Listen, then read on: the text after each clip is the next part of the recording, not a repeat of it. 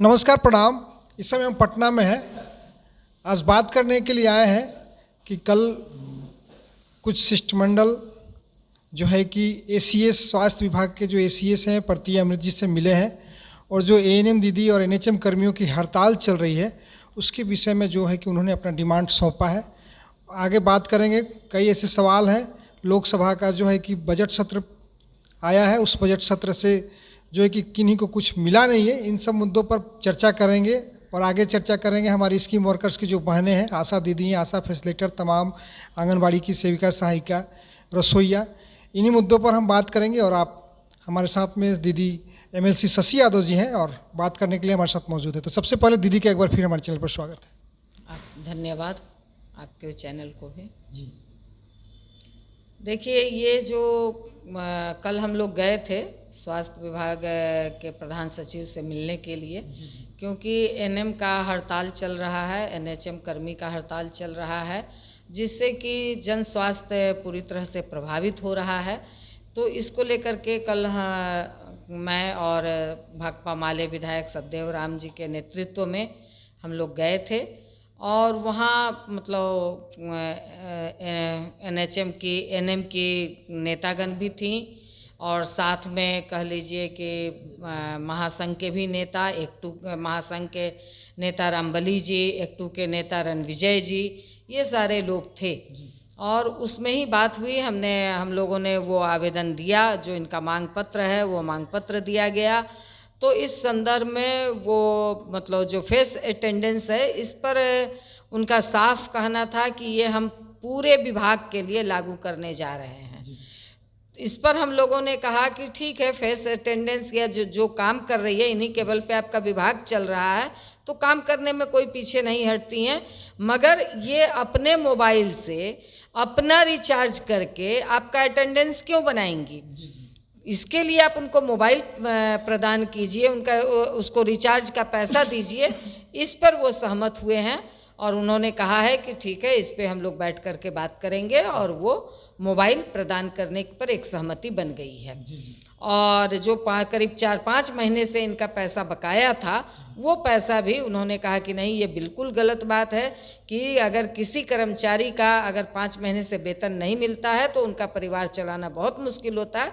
और उन्होंने तुरंत राज्य स्वास्थ्य समिति फ़ोन करके और उन्होंने कहा कि ये मामला बिल्कुल क्लियर हो जाएगा और जल्द से जल्द इनका बकाया पेमेंट चला जाएगा। और बाकी सवालों पे उन्होंने कहा कि आगे मिल बैठ करके इस पर हम लोग बात करेंगे। तो इतनी बात हुई है। ये हम लोगों ने कल भी वॉइस मैसेज के माध्यम से कहा है। आज तमाम उनका नेतृत्व बैठ करके अपनी बात विमर्श कर रहा है महासंघ कार्यालय में। अपना वो फिर आगे निर्णय लेंगे कि इस पर वो आगे क्या करेंगे, नहीं करेंगे, हड़ताल जारी रखेंगे या हड़ताल से वापस आएंगे, ये उनका निर्णय होगा, उनके संघ का निर्णय होगा। मगर इन सवालों पे ये बात हुई है और इतना कंसिडर करने के लिए विभाग तैयार हुआ है। तो ये एक बात है। और दूसरी बात अगर आप कहिए तो जो बजट, तो बजट में आप देख लीजिए कि साल दर साल सीतारमण जी बजट पेश कर रही हैं, बहुत वाहवाही उनको मिल रहा है, मगर बजट में है क्या? अगर हम ट्रेड यूनियन की बात करें, पहले तो थोड़ा सा कंसर्न होता था ट्रेड यूनियन के नेताओं, बजट के पहले, बजट पेश करने से पहले, बजट बनाने से पहले तमाम मतलब कि इस तरह के जो भी यूनियन रहते थे, ट्रेड यूनियन लीडरशिप से बैठ करके बात होती थी कि उनकी क्या समस्या है, किस मद में थोड़ा पैसा लगाया जाए। मगर अब तो ये सारी परंपरा ख़त्म हो गई है और कोई मतलब कि ट्रेड यूनियन पर आप देखिए तो किस मजदूरों को क्या मिला? किसी को कुछ नहीं मिला है। आप पूरे स्कीम वर्कर की अगर बात कर लीजिए, तमाम हेल्थ विभाग की अगर बात कर लीजिए, आंगनबाड़ी, आशा कार्यकर्ता, रसोइया की बात कर लीजिए, जब से केंद्र सरकार आई है कै गो रुपया बढ़ाई है? 10 साल हो गए, 11वां साल चल रहा है, 1 रुपया भी इन स्कीम वर्करों को केंद्र सरकार ने नहीं दिया है अभी तक। बातें ये जितनी कर लें, किस विभाग को मिला है? आप मनरेगा मजदूर को उठा के देख लीजिए, उनके लिए कोई पैसा नहीं है। जो नीचे सीवर में उतर करके काम करते हैं, सफाई मजदूर, इनके लिए क्या बजट है? तो यानी जो सबसे लो कैटेगरी के मजदूर हैं, या आप मतलब कि कर्मचारियों का ही देख लीजिए, क्या मिला है कर्मचारियों को। तो ये बजट बिल्कुल ही ये अमीरों का बजट है, गरीबों के लिए कहीं कुछ नहीं है, मजदूरों के लिए कहीं कुछ नहीं है, स्कीम वर्कर के लिए कहीं कुछ नहीं है। तो ये इसलिए ये बजट बिल्कुल महिला विरोधी, श्रमिक विरोधी, गरीब विरोधी ये बजट है। दीदी, आप लगातार आशा वर्कर्स की आवाज़ उठाती रही हैं, तो आशा वर्कर्स के लिए आने वाले दिनों में आपने क्या सोचा है? क्या बिहार कैबिनेट से इसे जल्द से जल्द पारित किया जाए, जिस पर सहमति बनी थी एक समय, लेकिन अभी तक जो है कि वो सहमति पटरी पर नहीं आई है? इसको लेकर लगातार लोग सवाल पूछ रहे हैं, इसके विषय में थोड़ा जानकारी दें। बिल्कुल, देखिए हड़ताल के हमारे जितने मांग थे लगभग धीरे धीरे पूरे हो गए हैं। अब एक मांग कैबिनेट का बचा है। कल भी जो हम लोग गए थे उसमें आशा कार्यकर्ता के संदर्भ में भी बातचीत हुई। उन्होंने एसीएस सर ने सीधा कहा कि हमारा कमिटमेंट है, हम निश्चित तौर पर इसको हम लोग पूरा करेंगे, थोड़ा समय ज़रूर लग रहा है। इसके पीछे वो जो राजनीतिक परिघटना है, राजनीतिक प्रतिद्वंदिता है, इसके पीछे का मुझे यही कारण लगता है। हम लोग भी मुख्यमंत्री से बात कर रहे हैं, कोशिश कर रहे हैं, समय मांग रहे हैं कि एक बार उनसे भी बात करें, मगर ये बिल्कुल पक्की बात है, इसमें कोई दो राय नहीं है कि जो हम लोगों का हड़ताल का समझौता था वो लागू होगा। क्योंकि आप देख लीजिए जो पिछला हड़ताल हुआ था उसमें जो बातें हुई थी, ठीक है सरकार कुछ आगे पीछे करती है, मगर ये यूनियन का दबाव, यूनियन के आंदोलन, पूरे आशा कार्यकर्ता की एकजुटता की वजह से उन चीज़ों को हम लोगों ने हासिल किया 4 साल के बाद भी। तो उस समय भी 1 साल के बाद ही कैबिनेट हुआ था। तो इस बार भी ये है, सरकार की ये चाल रहती है कि हम मजदूरों को कम से कम दें, उनको ज़्यादा से ज़्यादा लटका करके रखें, मगर यूनियन की ताकत मजबूत रहेगी तो लड़ करके वो चीज़ें हम लोग हासिल कर लेंगे।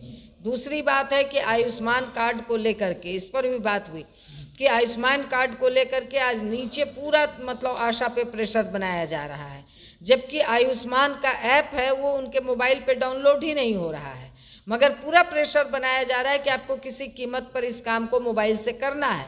आप किस स्तर के आशा में बहाली किए हैं?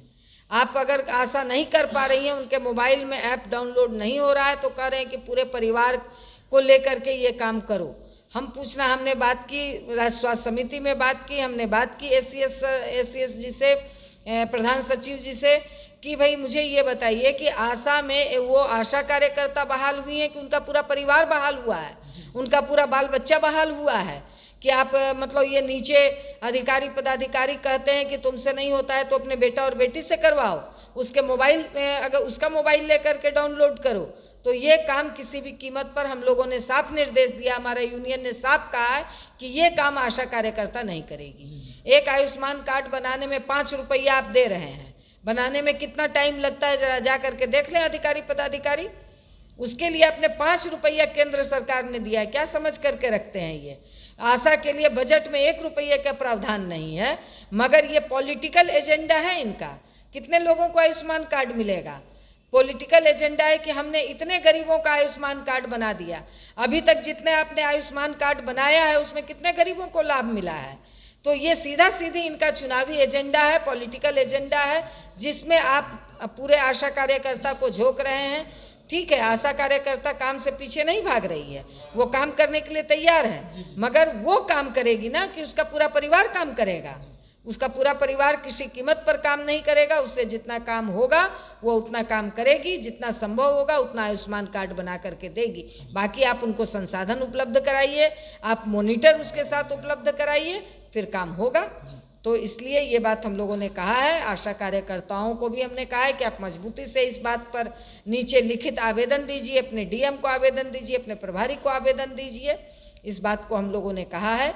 और जहाँ कहीं भी इस जो पुराना बकाया गया है, पहली बार आशा कार्यकर्ताओं को एक मुश्त 16,000 रुपया, 12,000 रुपया, जहाँ जो जिसको पहले मिल चुका है उतना काट करके मिला है। और ये नीचे से बहुत सारे लोगों को लग रहा है नीचे से जो आपके अधिकारी पदाधिकारी ने भेजा है अपना मतलब एस्टिमेट कि हमारे यहाँ इतनी आशा है, इतनी आशा को इतना मिला है, इतना बकाया है, वो पूरा एस्टिमेट नीचे का अधिकारी ने जो भेजा है उसी हिसाब से ऊपर से पैसा आपका गया है।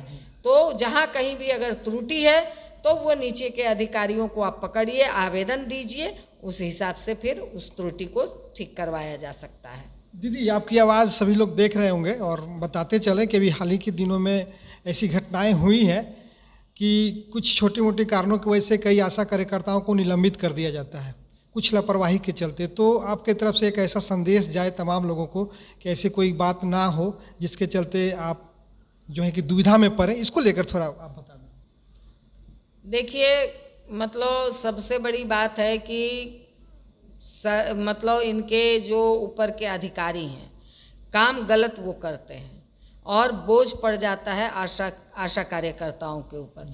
ये सब जगह है कि बड़ी मछली बच जाती है और छोटी मछली फंस जाती है। तो मैं लगातार इस बात का हिदायत भी देती हूँ कि आप अपना काम को मुस्तैदी से कीजिए, इसमें कहीं कोई कोताही नहीं कीजिए। यूनियन लड़ रहा है, लड़ करके आपके एक एक अधिकारों के लिए आगे बढ़ रहा है और इसलिए आप भी सतर्क रहिए। कहीं से भी अपनी लापरवाही, अपनी कमजोरी को अपने अधिकारी के सामने ना आने दीजिए। और पहले से ये बात सही है कि पहले जितनी लापरवाही होती थी उस हिसाब से अगर आप देखिए तो अब आशा कार्यकर्ता भी अपनी सचेत हो गई हैं, वो सक्रिय हैं, वो अब चीज़ों को समझ रही हैं और ये लापरवाही भी अब उस तरह से नहीं हो रही है। तो मैं पुनः आपके चैनल के माध्यम से कहूँगी कि जो लोग भी सुन रही हैं, समझ रही हैं, इस चीज़ों को बिल्कुल आप ध्यान दीजिए कि हम किसी के भी बहकावे में ना आए और हम अपने काम को मुस्तैदी से करें। तब कहीं कोई अगर कोई गलत तरीके से, क्योंकि ये बात भी आ रही है सामने, ये जान लीजिए कि क्योंकि हम लोगों ने जब वॉइस मैसेज के जरिए इस बात का हिदायत दिया कि कहीं कोई कमीशन नहीं देना है, क्योंकि बड़े पैमाने पे कमीशन खोरी चल रही है कि इतना पैसा गया है तो 3,000 से लेके 1,000 से लेके 3,000 तक डिमांड किया जा रहा है। किस बात का पैसा आशा कार्यकर्ता देंगी? तो ये कह लीजिए कि इसको लेकर के नीचे के पदाधिकारी करें कि ठीक है, अगर तुमने पैसा नहीं दिया तो फिर हमको आगे तुमको सबक सिखा देंगे। तो ये मैं अधिकारियों से भी कहना चाहूँगी कि आपको मिलकर के, आपकी अंग है आशा कार्यकर्ता और फैसिलिटेटर, दोनों लोग अंग हैं, दोनों सबको मिल करके चलना चाहिए। ये ना हो कि कहीं इस कन्फ्लिक्ट में कोई बलि का बकरा बन जाए।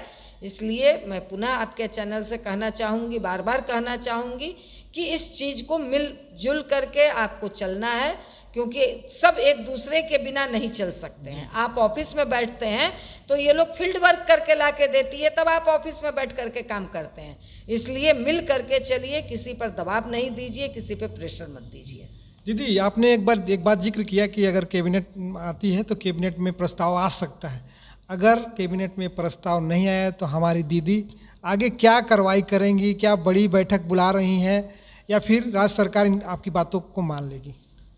देखिए, राज्य सरकार तो भाई एनडीए की सरकार है, यही मंगल पांडे हैं जो बड़ी बड़ी बात किए थे, मगर हम लोगों ने आंदोलन के बल पे मंगल पांडे जी को झुकाया था और 1,000 रुपया हम लोगों ने लिया था।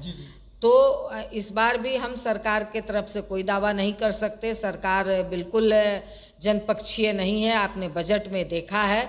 तो सरकार बल्कि स्कीम वर्कर विरोधी है, जनपक्षीय विरोधी है। इसलिए अगर, क्योंकि हड़ताल के दरमियान में वो समझौता हुआ था, सरकार ने वो समझौता किया था, इसलिए सरकार बाध्य है। और हमने जब विधान परिषद में सवाल उठाया तो सरकार ने लिखा कि हाँ स्वीकारात्मक है, मगर अभी कैबिनेट नहीं हुआ है, इसलिए वो विचाराधीन लिखे हैं।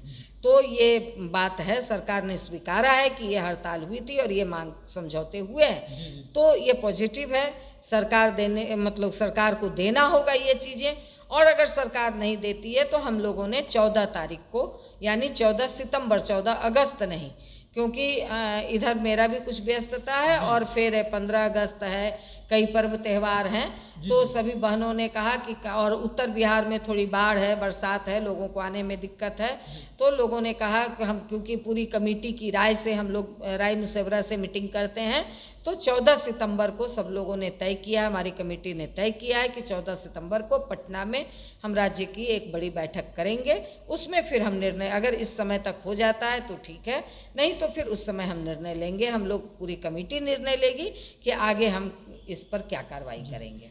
अंत में दीदी एक बात है कि लगातार राज्य सरकार कह रही है कि हम लाखों लोगों को नौकरी दे रहे हैं, रिक्तियों को भर रहे हैं, वहीं जो 4 लाख से ज़्यादा संविदा कर्मी हैं वो मानदेय पर काम कर रहे हैं। राज्य सरकार उनके विषय में कुछ नहीं सोच रही है। लगातार लोग हमारे कमेंट में पूछते हैं कि इस सवाल को भी पूछा जाए, तो दीदी उसके विषय में 2 शब्द बताएं। देखिए मतलब ये सरकार घोषणा की सरकार हो गई है, सिर्फ घोषणा करना जानती है। आप देख ही रहे हैं कि नीतीश कुमार जी इस बार का अगर आप सदन देखिए तो दोनों सदनों में एक तरह से किसी बात पर कोई बहस नहीं ये सरकार करवाई, और बल्कि एक तानाशाह रवैया अपनाई। जब भी विपक्ष कोई बात कहना चाहता था तो वो सीधे मतलब कि तानाशाही रवैया अपना लेती थी। तो ये सरकार सिर्फ घोषणाबाज सरकार हो गई है। इस सरकार को ज़मीन पे रोजगार के संदर्भ में कोई काम नहीं करना है।